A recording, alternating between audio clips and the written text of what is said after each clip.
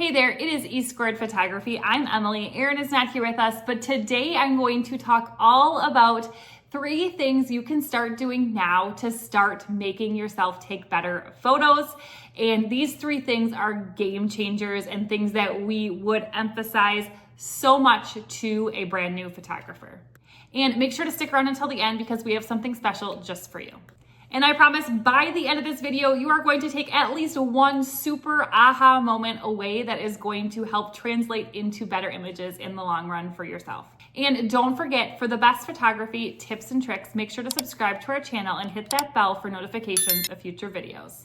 Okay, so maybe you're in this situation where you're just starting out or you've been doing photography for a while and you just can't figure out what's wrong. Your photos don't have the pop, they're sometimes blurry, right? Something's wrong, they're hard to edit, it's inconsistent, it's super tricky. Keep in mind that your photos aren't bad, right? But they could be way better. They could always be way better. There's always room for improvement.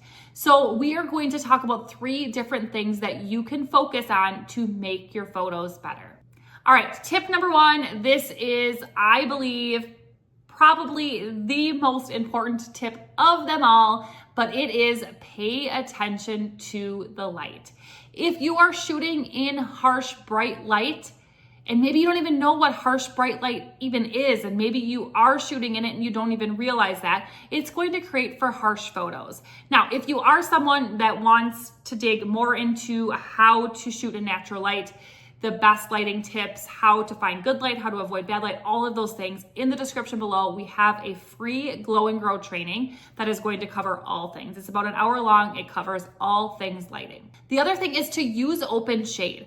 And what we mean by open shade is we mean that wherever you are, your client is in the shade and really you're preferably in the shade as well. And when you look up, you don't see anything above you. You just see sky, right? You don't see an overhang over you. You just see sky. That is open shade.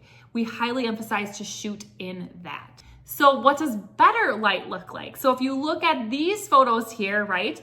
They're all shot in open shade, right? The background is exposed, very similar to the subject. If they look up, they're going to see sky. They're in shade, the photographer was in shade, their faces are lit really well, there's no shadows or harsh shadows on them, everything looks really great, and the end result is a lot better. And here are a few examples of backlit photos. So the sun is behind the subject, right? The subject is really still in nice, great light, but the sun is behind them. And if you look on the right, the subject is in bright sunlight, but if you saw her whole body, you would notice her shadow is in front of her. So you can still shoot in that harsh, bright sun if you need to, but make sure the shadow is in front of your subject. Okay, so tip number 2 is all about focus, right? One of the biggest things that we struggled with as new photographers is getting sharp focus all the time. We were always off. Someone was blurry in the photo, or an eye was blurry, or something was blurry. So really tackling and learning focus is super important.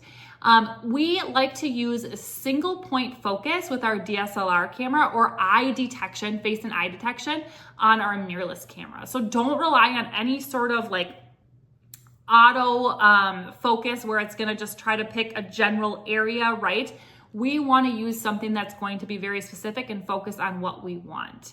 So the biggest thing is to focus on the eyes for portraits. So like if you see the little boy here, where you'd want to focus on this photo is on one of his eyes, right? His eyes are on the same plane, so we could pick either eye to focus on to get the most sharpest image. And then take multiple frames. Don't just click once and hope for the best.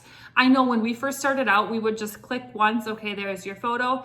Now we probably take like 3 photos, even if they're not even moving, right? We're making sure we are going to have one that is going to be tack sharp for us. Okay, so let's just quick look at a couple different images and where we would hit that focus point.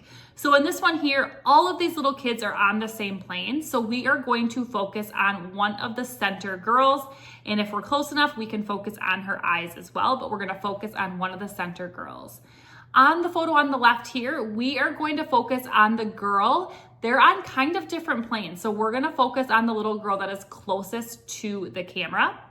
And then again, the image on the right, they're all on the same plane. So we are going to focus on one of the center people. If the center people are mom and dad, we always pick the mom because most likely she's the one that booked the session and cares the most about it, right? In these photos here, the one on the left, we have the little girls running through and mom and dad are kind of off in the distance. Our goal is to focus on one of them. They're on the same plane, right? We're not going to focus on mom and dad. Mom and dad in the back are slightly blurry, but that's okay. That's kind of what we were going for. If we were to focus on mom and dad in this one, the little girls would be blurry, and that's where we want the attention drawn to. Now, the image on the right here, you will notice we're focusing on her eye, but we're focusing on a certain eye. Her eyes are not on the same plane. So we focus on the eye that is closest to the subject. Okay, so tip number 3 is really hard to do, but when you're first starting out, it is probably one of the most important things as well.